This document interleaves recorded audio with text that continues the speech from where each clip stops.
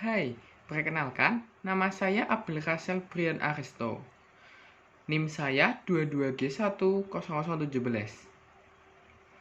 Saya berasal dari kelas akuntansi 2. Kali ini, saya akan mereaction dari video Damai Sejahtera. Yang pertama, peringkas atau resume. Damai dan sejahtera. Damai itu memiliki arti yang berbeda-beda sesuai kondisinya. Seperti perdamaian dunia, salah satu keinginan manusia supaya terwujud terus-menerus. Namun, di kenyataannya masih banyak yang menyampingkan damai sehingga terjadi peperangan.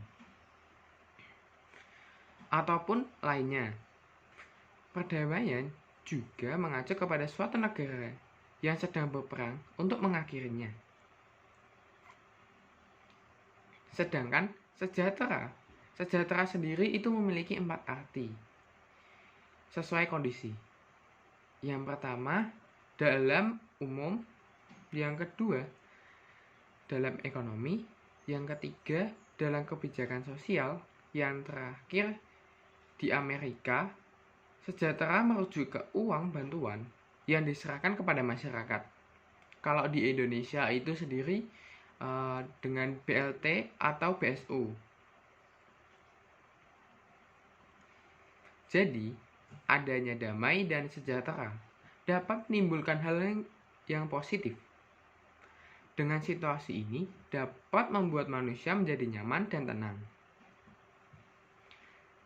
Dari berbagai ras, suku, budaya, maupun lainnya juga merasakan damai sejahtera supaya hidup mereka tenang dan senang maupun sampai bahagia.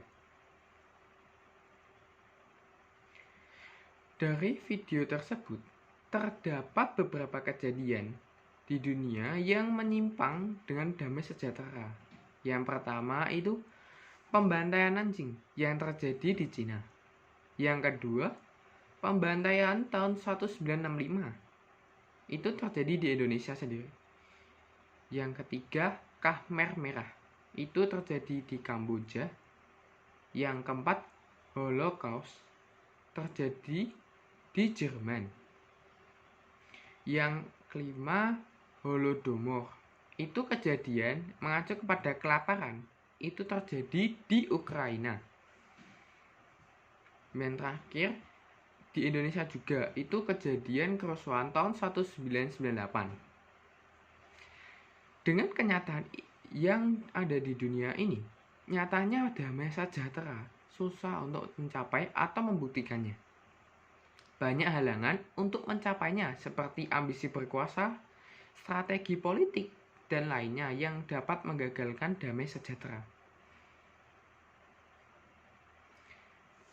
Yang kedua, soal buat jadwal harian dari pagi sampai tidur kembali. Jadi ketika pagi jam 4 itu beribadah, lalu membersihkan kamar dan membantu orang tua. Paginya sekitar jam 7 itu sarapan bareng dengan orang tua, lalu lanjut melaksanakan kuliah dari pagi sampai di kampus setengah 8 itu sampai jam 6 sore. Ada yang sampai jam 6 sore juga, ada yang setengah 4. Setelah itu di sore jam 6 sampai rumah jam 7. Jam 7 itu mandi, bersih-bersih dulu, lalu makan dan berbincang dengan orang tua. Lalu jam 9 mulai belajar sampai jam 10.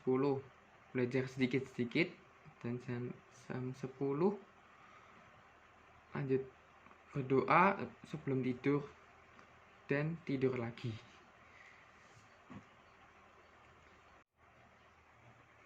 Saya mendasari dari opini saya itu dari Al-Quran An-Nisa 4 ayat 59.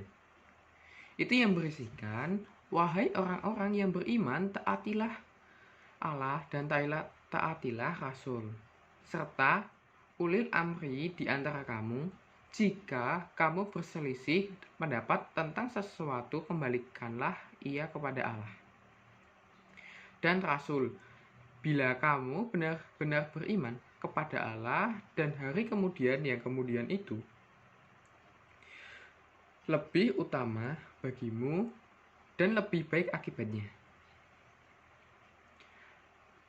Dari bacaan tersebut yang dapat didapat itu, jadi kita sedang menghadapi masalah yang susah, maka berdoalah kepada Tuhanmu. Dari berdoa itu sendiri kita dapat mendapatkan solusi untuk berdamai, bahkan hasilnya bisa lebih baik. Sekian, terima kasih.